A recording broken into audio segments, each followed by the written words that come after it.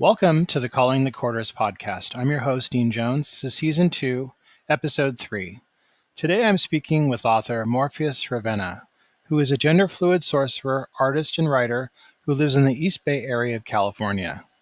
They are a dedicant of the Morrígan and have practiced devotional polytheism and the magical arts for over 25 years. They are the author of the Book of the Great Queen and the priest and the co-founder of the Koru Katabudaya priesthood. Morpheus makes their living as a tattoo artist and creates devotional artworks and sorcerous crafts in a variety of media. They also practice medieval armored combat and are very fond of spears. They can be reached through their website at bansheearts.com, which we have a link to in the bio. We also have a link to the books that this author has written, as well as their website for Banshee Arts in the podcast bio as well, so check that out. I think you're going to like my conversation with Morpheus Ravenna. I'll take you right to it now. Welcome to the Calling the Quarters podcast. My name is Dean Jones, and today I'm speaking with Morpheus Ravenna, who is a genderfluid sorcerer, artist, and writer who lives in the East Bay in California. They are a dedicant of the Morrígan and have practiced devotional polytheism and the magical arts for over 25 years. Their most recent book is The Magic of the Otherworld, Modern Sorcery from the Wellspring of Celtic Traditions. Morpheus, welcome to the podcast. Thank you so much. It's great to be here. Thanks for having me on. I'm very happy to have you on, and I want to thank you for taking the time to be here today.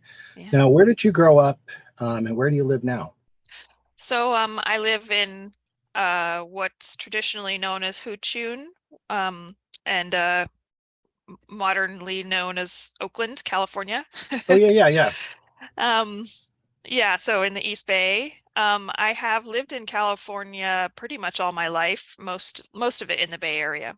Yeah. What kind of religious upbringing did you have growing up? Kind of a unique one. My parents were kind of mixed and eclectic in their religious philosophies. My father is I guess I would say kind of agnostic with a bit of a philosophical, mystical bent, so he's really fond of nature, but not of organized religion. And my mother is a member of a religious community that's rooted in Hinduism and was brought to this country by a man from India, from kind of the yogic Swami type of tradition. Oh, yeah. So, yeah, as a child, I was going to services with my mom weekly and sometimes more than weekly. And so, my early religious experiences were all rooted in influences of Hinduism. So kind of like going to kirtan and learning meditation and that kind of thing. Yeah. So when you at what point did you start exploring paganism, and at what point did you consider yourself, for lack of a better term, a lucid term, a pagan? Yeah. Well, I think certainly that early upbringing sort of seeded a sense of polytheistic worldview, or like I was accustomed to thinking of the world as populated by many gods, because I had been raised with all of these stories of the gods of India. Yeah. I eventually, like in my late childhood, just like before adolescence, early adolescence, I started not wanting to continue to go to church with my mother, like a lot of adolescents do.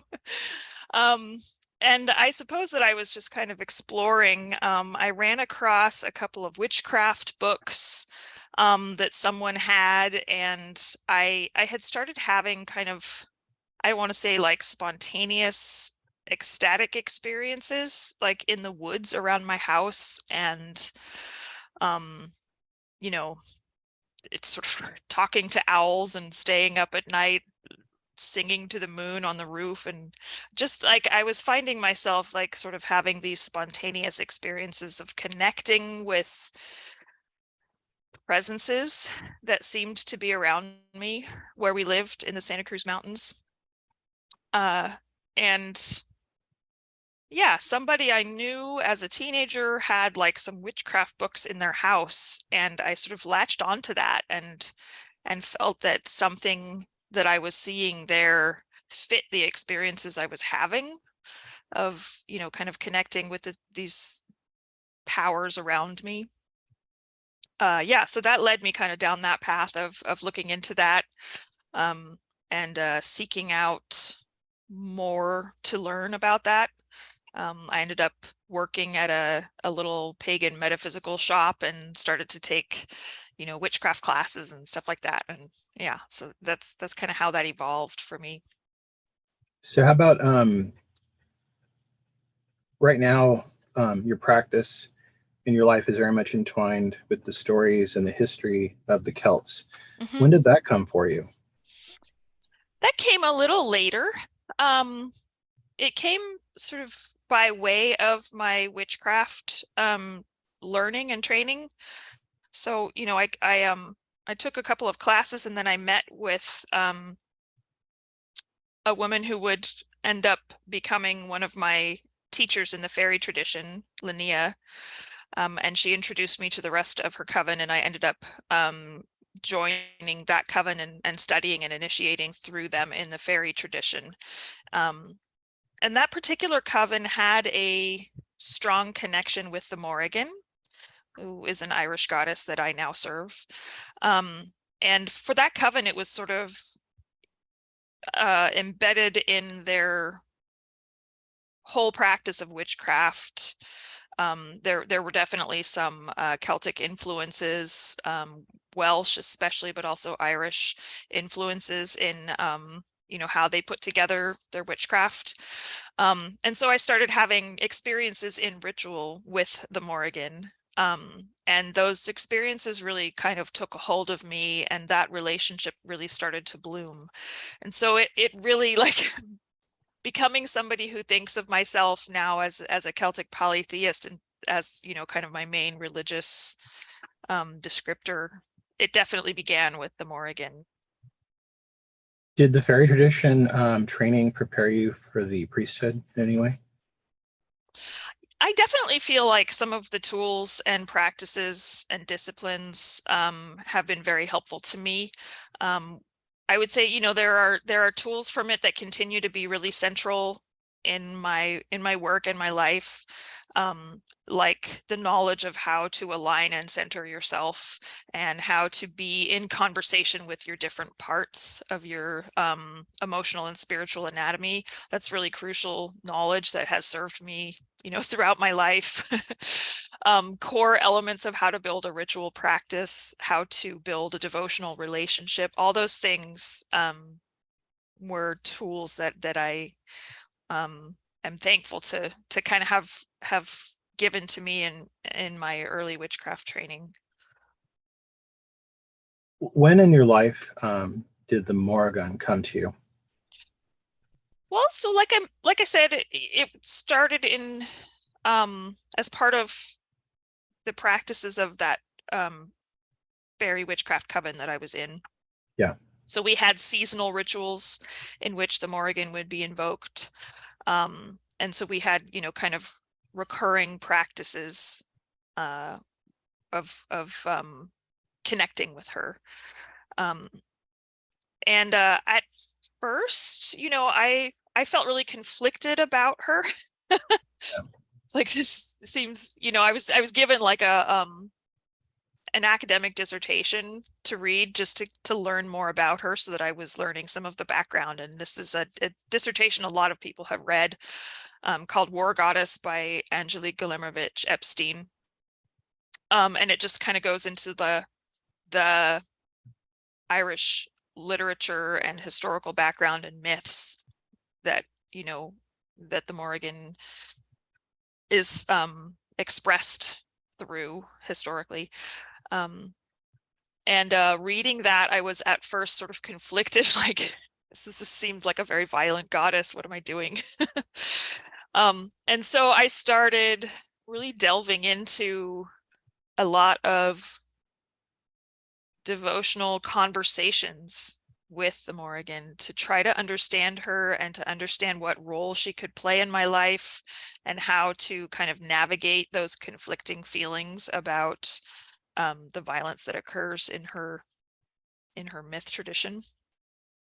And so that started to really deepen my relationship with her, and that it came to be kind of the central pillar of my whole religious life.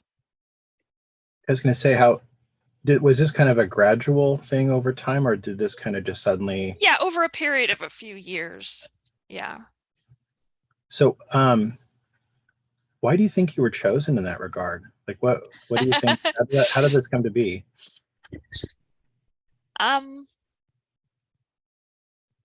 Well, that's always a bit of a mystery, right?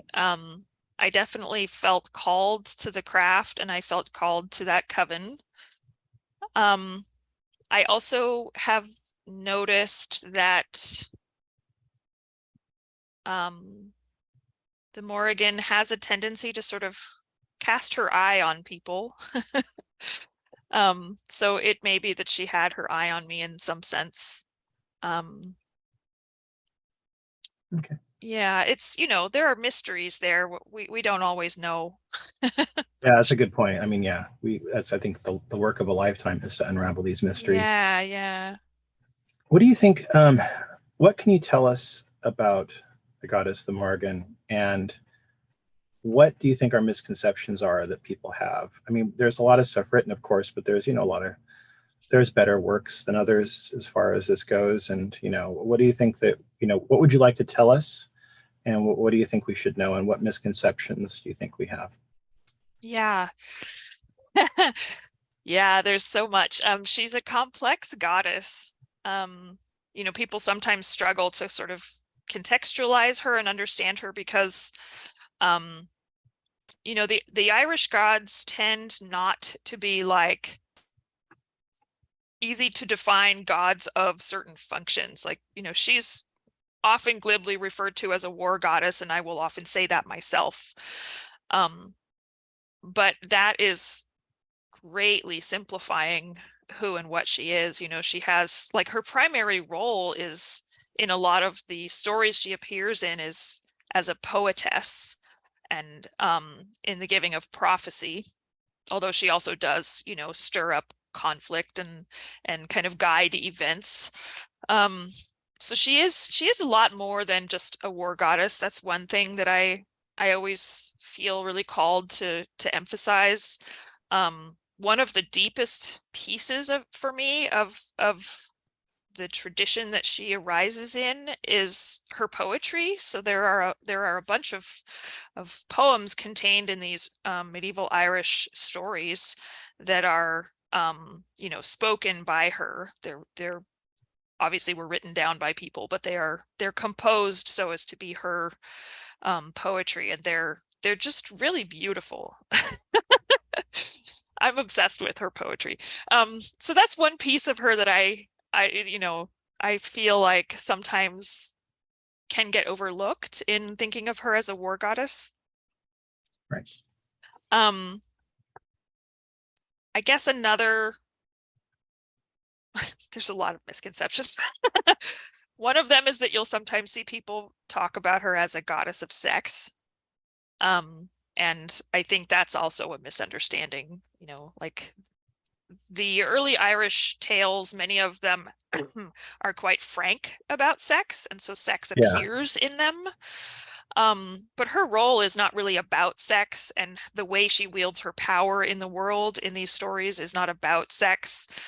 It occasionally is a tool, but I think, the focus on her as like a goddess of sex and death, or, something like that, I think is more like an expression of the way that our cultural framework leads us to, wanting to fetishize female power. So I guess that's, I'll step down off that soapbox right now, but that's definitely one of those things. Yeah. Yeah. And then I suppose, like, another piece, if you don't mind me going on a bit. No, please do. Yeah, no, I'm actually, this is something I'm interested in. So Yeah. I don't feel like you're going on at all. I'm actually very curious about this. Another piece that, people will mention a lot, and you'll see this all over the internet, is that she is a triple goddess. Right. And that can get very muddied with like the Wiccan idea of a triple goddess, the like maiden, mother, crone kind of archetypal thing. And I often want to help people clarify and discern that maiden, mother, crone archetype does not really belong to her. It's not really how the people that, who's passed down these stories of her and traditions about her to us thought of her. Right. Now, a lot of Celtic deities, and this is certainly true of many Irish deities, they do appear in groups of 3 frequently. So you have like the 3 Bridgets, and you'll see writings mentioning the 3 Morrígna, and they are just usually described as sisters. And so, it's just part of this pattern that happens a lot in Celtic contexts of like things being tripled, and it's kind of a way of saying that their power is magnified, throughout all 3 worlds, or like a way of conveying greatness and totality. But you can't really parse down the Morrigan and her sisters to fit into this like maiden, mother, crone pattern. They just don't fit. Yeah, often when I've read Celtic mythology, I think there's a tendency for us to want to take it and fit it into a modern context. Yeah. And that's not always we're not always able to do that. Sometimes a person in the stories is unlikable, maybe by our standards, or likable, but maybe we're projecting. Oftentimes I think we have a tendency, like I find that we do that with the Greek gods as well. We tend to try and put our own mental concepts into stories that were made thousands of years ago that may not fit our context. Do you think that's something that we try and do often? I do, yeah. And I think there's a way to personalize mythology, and there's a way that you can kind of lose the thread there, right? And so like, if somebody is coming from a context where, say, the triple goddess archetype is really meaningful for them, there's nothing wrong with interfacing with the Morrigan through that lens for yourself. Right. As long as you recognize that like that is a tool you're using to connect and not something that is like, fundamentally descriptive of her true nature in some sense. You know what I'm saying? Yeah. Yeah, I think, there's a lot of I often want to say that mythology, like, I don't think we should read myths as if they are documentaries or historical novels. Myths are sort of like an engine for compressing meaning Yeah. and lore and conveying it from generation to generation. So they're Yeah. a vehicle for wisdom to be carried, and to be remembered. And so I don't think that the stories are meant to be read as literal narratives of, specific things that happened, or, Yeah. like one of the classic examples is like hating on the god Hades Yeah. or Zeus, because their myths involve themes of sexual assault. Yeah. Those myths are conveying kind of a deeper truth there, Yeah. Yeah. No, I mean, I was so happy to have you on the podcast, because these are the questions I really think are important. And I think these are conversations we should be having, because Yeah. oftentimes people like myself are confused and trying to like make sense of it. And oftentimes there aren't anybody's that's really talking about it and really answering these questions. And I thank you for it. How has your life changed? How has being a dedicant to the Morgan changed your life? Pretty profoundly. I find that she has that effect on people. Um, I would say one big piece is that I'm a survivor of prior domestic abuse some years ago. And I definitely feel very strongly that she helped me to liberate myself from a life that was really harmful to me. I don't know that I would have been able to, take the action I needed to take to change my situation without my relationship with her. For me, it was really foundational, and that definitely changed my life a lot. Yeah, she has, she is this very like strong persona, strong-willed, challenging, she likes to challenge people. And what that has done is helped me to develop a stronger sense of my own worth and boundaries than I had before coming into her service. Yeah, there's a lot. I can imagine. So, many people become pagans. Some people take different roles, but not everybody chooses to go into the clergy. How Yeah. has this changed your life, and what did you consider when you stepped into that role? Because it's a pretty big role. Yeah, I don't know that I necessarily would have without sort of being pushed by her towards that. Previously I had been involved in some, public service kind of stuff in a previous part of my life through Stone City, which was a pagan sanctuary that I had kind of been helping to found in an earlier phase of my life. Yeah. But I don't know that I had a full sense of myself as like a clergy person in that role. It was more like trying to help build community. Yeah. But the Morrigan was very clear with me from the time when she started asking me to step into this kind of a role for her. She said, I need priests. I need priests to be doing my work in this world and to be gathering my people and helping them to find me and to connect with me. So yeah, it was definitely through like a call from her that I felt I needed to step into that work. And it is a very demanding life path. I sometimes have to give myself breaks. I'm an introvert. So we sometimes need recharge time.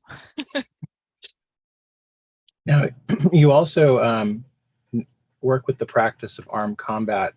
How Mm-hmm. does this intersect with your work in the priesthood? Yeah, well, one of the commitments that I have as part of my service in the priesthood, some of us take a commitment to having a martial practice, and as part of our devotional commitments to the Morrigan. So I took a few rounds of classes, like martial arts classes, early on. So I did a little bit of Aikido and a little bit of Krav Maga, and then I found my way into the medieval armored combat world and kind of realized that I loved it. So yeah, I was introduced to that particular world through my partner, my spouse, Brenos, who's a longtime member of the Society for Creative Anachronism, which is a medieval reenactment society that is where we do armored combat.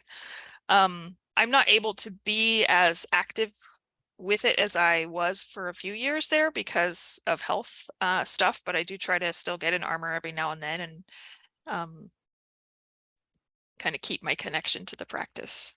Yeah. What are your most helpful spiritual practices? What do you do to stay grounded and motivated? Yeah.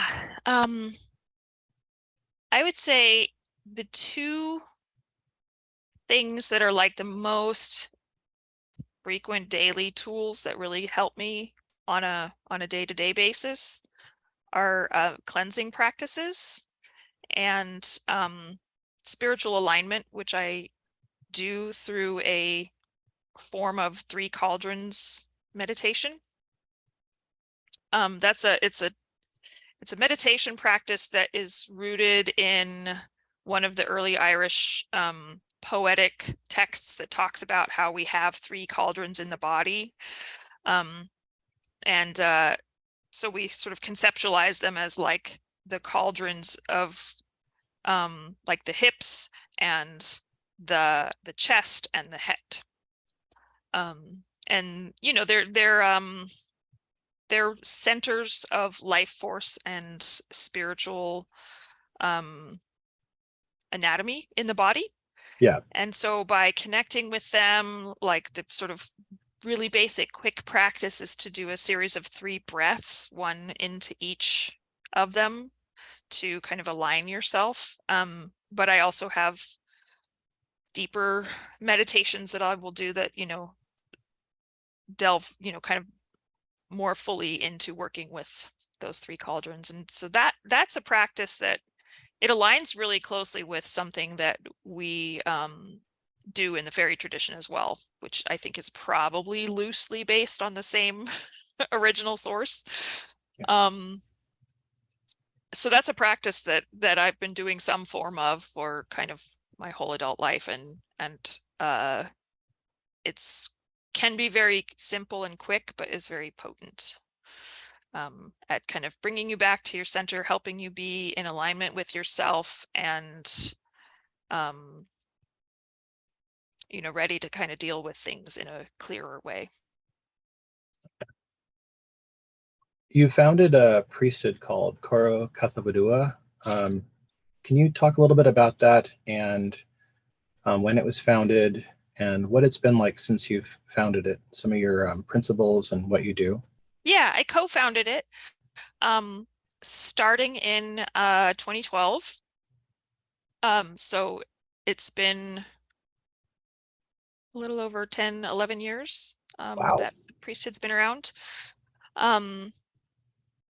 Yeah, so where to begin? The Morrígan called a bunch of us, and a bunch of us got this message like, I need priests, make me a priesthood.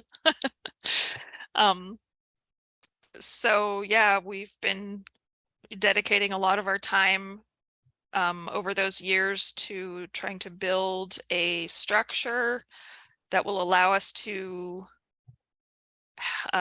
train and raise ourselves up to be effective, you know, priests in her service, and sort of create a vessel for building community around devotional relationships with her. You know, it hasn't always been easy. Like all groups go through periods of struggle to sort of figure out what their shared vision is. But overall, I've really found it to be very nourishing, and what do I want to say?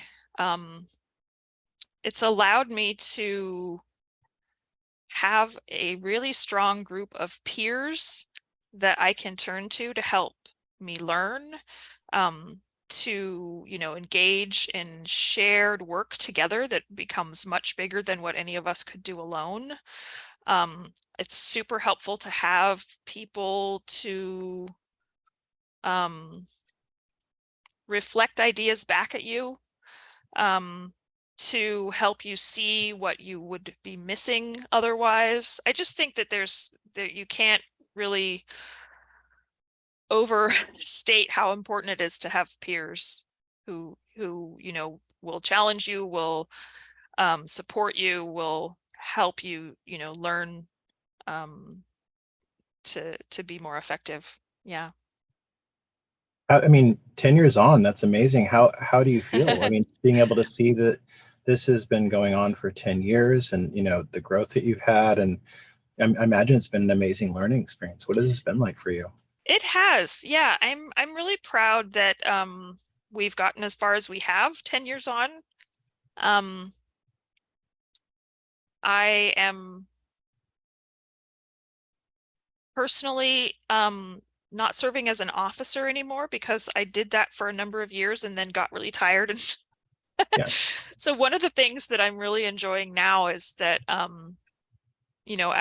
a one of the founders, I can kind of take more of a backseat role now and be more in support. And that feels really important to me, that there's the ability for an organization to have continuity and to have space to evolve and continue to grow. Yeah, so that's sort of where I am now. Like I'm really proud to be part of this group. As imperfect as we are and all groups are, we sort of have an ethos of striving always to do better and to do as right as we can know how to do. And that means that we have a continuing trajectory of growth that makes me proud. Yeah. Biff that one. Okay. You have two books on the goddess, the Morrigan. Can you talk about your books and how you started the process of writing them and what kind of research went into these books? Yeah, a lot of research because I love to do it. So my first book was the Book of the Great Queen, which came out in 2015. And that is, my effort at a comprehensive, or as comprehensive as possible, study of the Morrigan in the Irish literature that describes her, and in how myself and other people around me work with her today. So it is very rooted in studying the lore and the history. Yeah, I don't know, I spent a bunch of years just collecting notes and information and reading all the translations of Irish texts I could get my hands on, and familiarizing myself with the kind of historical context and all of that. Yeah, it was really prompted by, at the time when I started working on that book, there was a lack of good books on the Morrigan for pagans. Yeah. There, was academic literature about her from a perspective of philology and an academic study of Irish history. And there was a couple of books written for pagans, but they were very not well researched. Just sort of lacking context. And so what I really wanted to do was kind of bridge that gap and bring a more well-researched and kind of deeper study of this material to a pagan audience. So that's what that book was. And then my newer book on her, The Litany of the Morrígan, is what it says. It's a litany. It's like a prayer book. So nice. I put together a devotional litany of 100 names and epithets for the Morrigan and her sisters, drawn from the early Irish literature. This was inspired by the work of a priestess of Sekhmet, my very good friend Alicia Montgomery, who is a priestess of Sekhmet, and she, studies and delves very deeply into the history and the lore of Sekhmet, and she has a litany of 100 names of Sekhmet that she chants as part of her devotional practice. And I got to join her for one of these rituals when she was unveiling a really beautiful statue that she had made of Sekhmet. And so we chanted these 100 names together of Sekhmet, and I thought, this is a beautiful ritual. I was just really inspired by that. And then it made me think, the Irish literature is so rich and poetic. There's got to be 100 epithets for the Morrigan in there.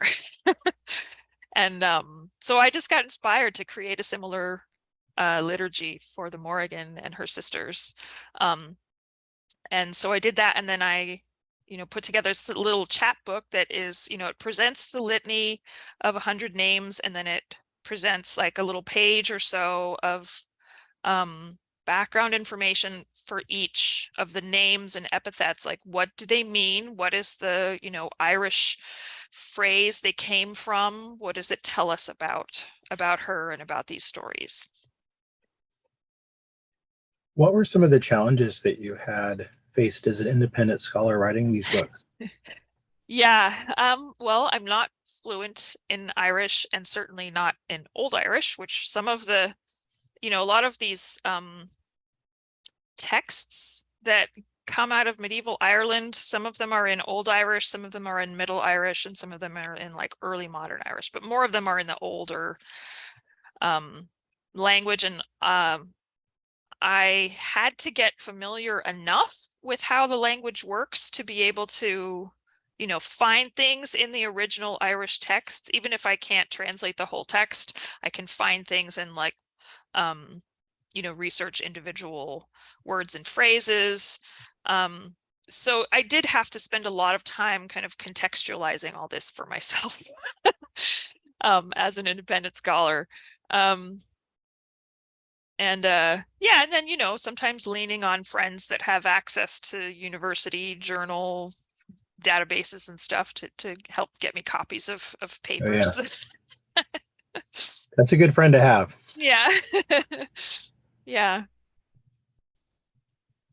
So I was going to ask also, we just talked just now about the research. Were you able to use any specific archives anywhere that were helpful? Well, since I'm here in the East Bay, we have UC Berkeley nearby, and UC Berkeley is one of these universities that actually has a Celtic Studies department. So their collection in the UC Berkeley library is quite good on Celtic material. So they have, they have a lot of archives of different journals that you can't necessarily easily get online, or that you have to purchase individual copies of online. And just they have a good collection of Celtic Studies material. So yeah, one of the things that I did is just go physically to the UC Berkeley library a number of times to, because you can go in there and make copies of stuff. It's part of what you're allowed to do, even if you're not a student there. You can sort of buy a library access membership, and so I did that so that I could access some of that stuff that wasn't necessarily available to me just from online based research. Is it still, I mean, because I wanted to talk a little bit about your newest book, but how does it still feel for you when you get your books back from the publisher and the new book's coming out? Is it still thrilling after all? Because you've written a few. It is. Yeah, my third book just came out, The Magic of the Otherworld with Llewellyn, and it is still like it hasn't gotten less novel. Receiving like the physical copy of this thing that you worked over for, it's always a number of years by the time it comes together. Yeah, it is really a moment of just pure joy, and I don't know, exhilaration. Like, look at this thing I worked hard on, and now it exists.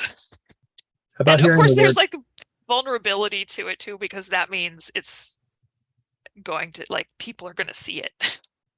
about also hearing the word author in front of your name when people talk about you. Yeah. How does that feel after all this time? Does it just feel more natural, or are you still? A little bit more natural. Like, I still think of myself as an artist first before anything else, because that is my daily work, and it's the thing I've been doing my whole life. Before anything else, I was an artist. I think like author is more comfortable for me than it used to be. Like I feel like I have my legs under me with writing, and I know that I can do it pretty effectively now, and I think I do have more books in me. Good. That's always good. I want to talk about the newest book, The Magic of the Otherworld, Modern Sorcery from the Wellspring of Celtic Traditions. Yeah. Can you talk about this book and what it's about? Yeah, so it is my little guide for building a practice of magic and sorcery rooted in Celtic polytheism. So it kind of starts with some of the basic building blocks like cleansing practices, protection practices, how to begin a practice of spirit work and developing spirit allies to help you, and kind of build, those building blocks, and kind of goes from there into like how to use those tools to create a practice of magic that is rooted in a Celtic polytheist approach. I was inspired to do this because people had been asking me to teach.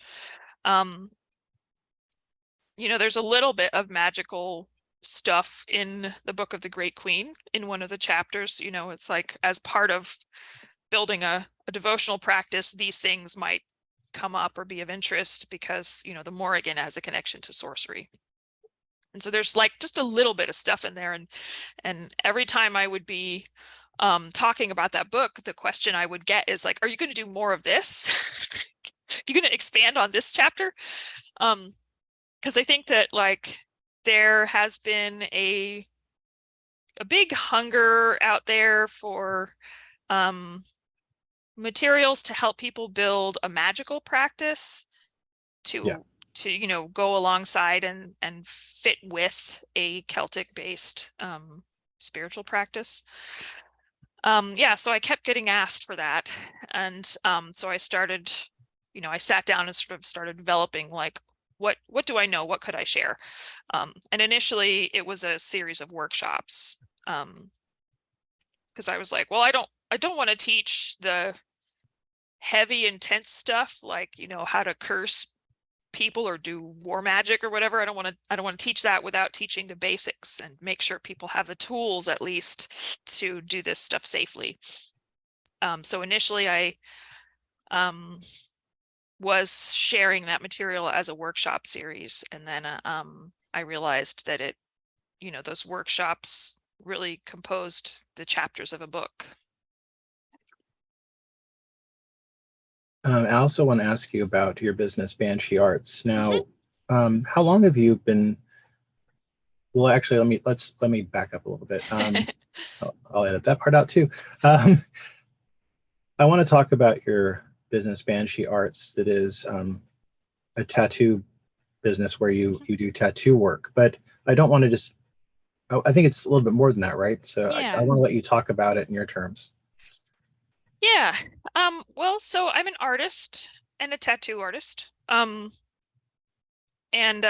like I earn my sort of daily living as a self-employed artist. And so my business, Banshee Arts, is sort of the umbrella for all of the things that I do, that are my creative work, as opposed to like my priesthood work, which I do through the Koru priesthood. So I paint and I do illustration, and then I am a tattoo artist, and all of that is sort of under that umbrella of Banshee Arts. And I don't know what else to say about that. I'm an artist. I don't know how to not be. Yeah, I've seen your work, on Instagram and stuff, and it's amazing, quite amazing. Thank you. And I've seen the tattoo work as well, and I know that there's spiritual components to it as well for people. And I know that for many people, just getting a tattoo is not just something they go do. There's a lot of thought into it, and for many people, there's significance to it.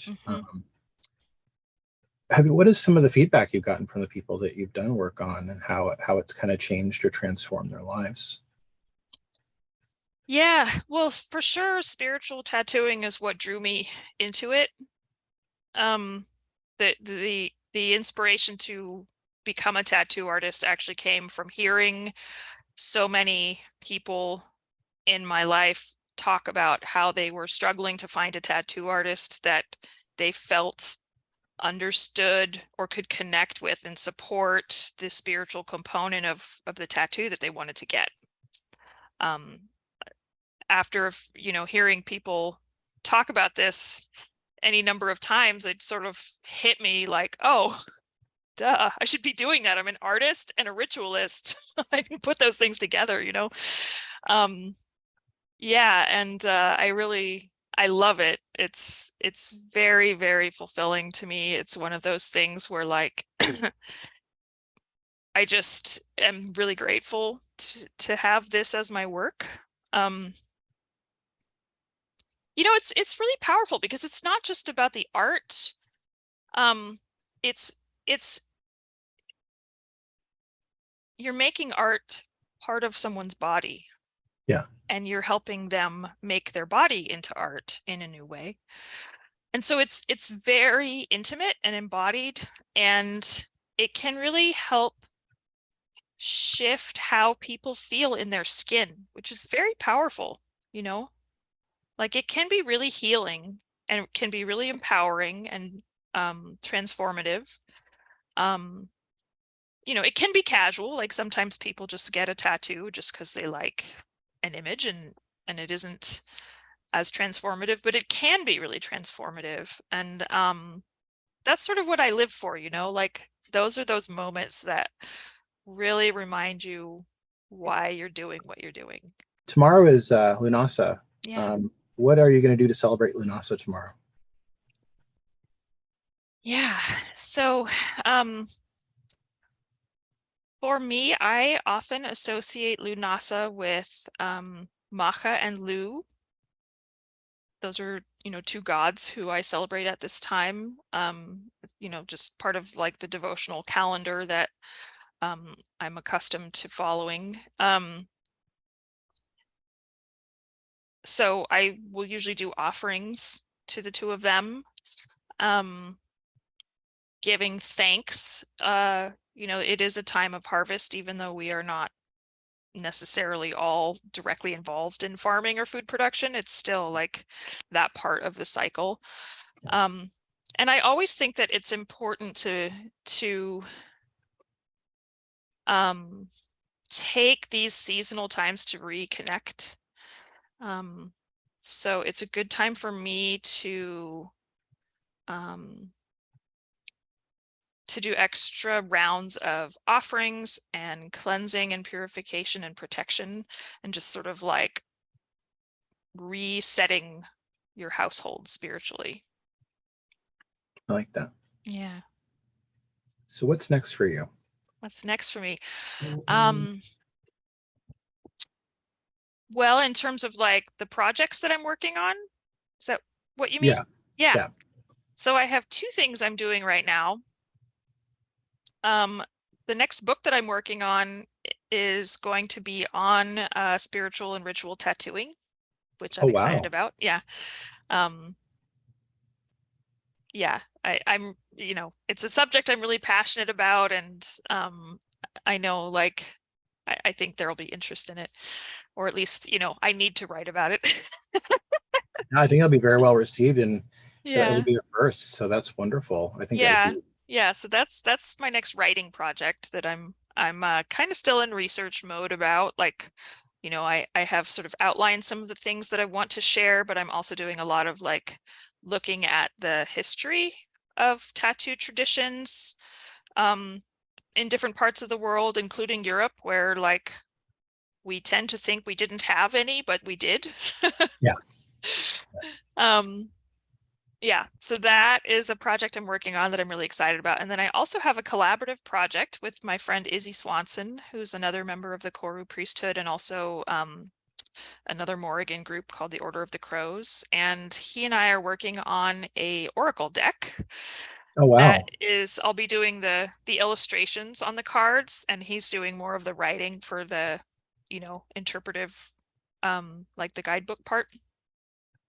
Yeah, and so it's inspired by Irish hero myths. So Finn McCool, Scaha, Cuchulainn, Cormac, you know, like all these sort of epic sagas that have these hero themes running through them. We're using those stories to make an oracle deck, and I'll be illustrating that.